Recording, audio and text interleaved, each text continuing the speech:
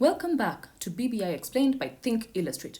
Yesterday, we introduced the fourth issue, divisive elections. We saw that Kenyan politics is about tribal alliances and who controls the resources, which makes our presidential election so hotly contested. The first recommendation was to restructure the executive to include a prime minister and restructure the cabinet as well.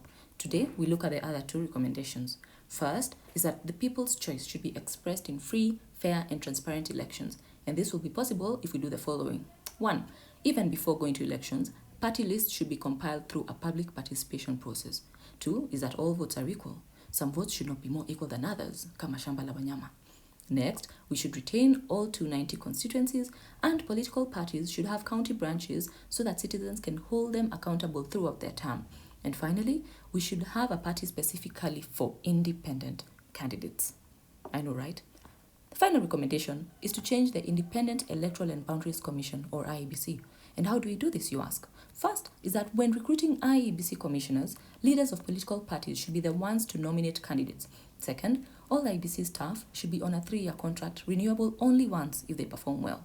Third is that returning officers should be recruited through public participation and that the citizens should receive a report on how this decision was reached.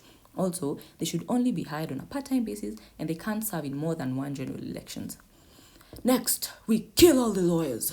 Just kidding, I stole that from Shakespeare. But the task force did recommend that you don't need to be a lawyer to qualify for a commissioner position. Just have 15 years of senior management experience, though at least one commissioner must be a lawyer.